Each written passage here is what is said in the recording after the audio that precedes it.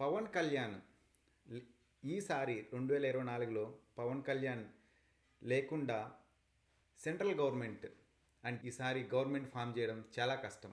ఎందుకంటే ఒకసారి మనం పార్లమెంటరీ కాన్స్టిట్యూషన్ ఎలక్షన్ ఒకసారి మనం పార్లమెంట్ ఎలక్షన్ చూస్తే ఇక్కడ ఇప్పుడు మొత్తం 543 సీట్లు మన పార్లమెంట్లో ఉంటే దాంట్లో ఇప్పటివరకు భారతీయ జనతా పార్టీ బీజేపీ 241 లీడ్లో ఉంది. ఇప్పటివరకు 238 బీజేపీ గెలుచుకునింది.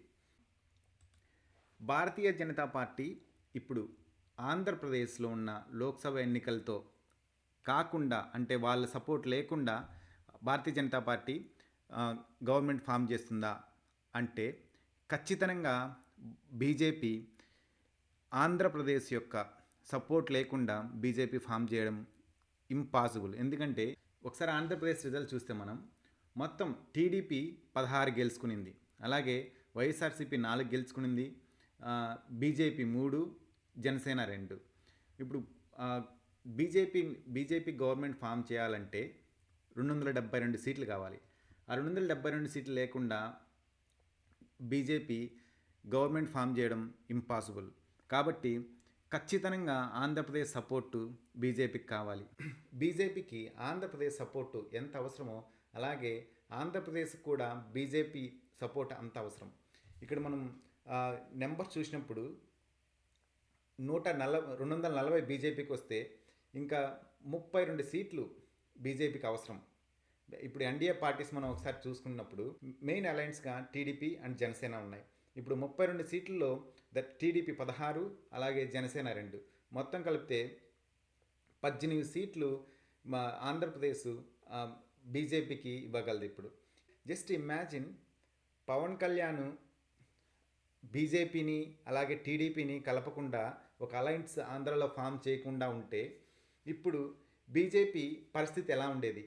చాలా టఫ్ సిచ్యువేషను, వాతావరణం బీజేపీకి ఉండేది.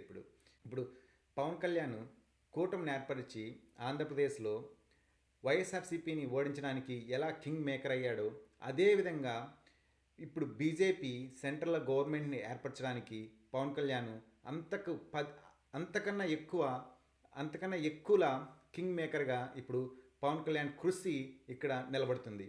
అఫ్కోర్స్ టీడీపీకి ఎక్కువ ఎంపీ సీట్లు అంటే 16 సీట్లు ఉన్నప్పటికీ ఈ కాంబినేషన్, ఈ అలయన్స్ని తీసుకొచ్చిన పవన్ కళ్యాణ్ ఈ కృషి లేకుండా ఉంటే టీడీపీ ఇప్పుడు ఆంధ్రప్రదేశ్లో 16 ఎంపీ సీట్లు గెలుచుకునే ఛాన్స్ లేదు. అదేవిధంగా జనసేన 2 సీట్లు గెలుచుకునే ఛాన్స్ లేదు. ఈ అలయన్స్ వలన ఇప్పుడు టీడీపీ 16, అలాగే జనసేన 2, బీజేపీ 3 ఈ సీట్లు ఇన్ని గెలుచుకోవడానికి కారణం ఏంటంటే పవన్ కళ్యాణ్ కష్టపడి బీజేపీని అలాగే టీడీపీని ముగ్గురిని ఒక తాటిపైకి తెచ్చి అలయన్స్ ఇటు ఆంధ్రప్రదేశ్లో ఎలా అయితే వైఎస్ఆర్సీపీని ఓడించడానికి కృషి చేశాడో అదేవిధంగా బీజేపీ గవర్నమెంట్ ఫామ్ చేయడానికి చాలా ఉపయోగపడుతుంది.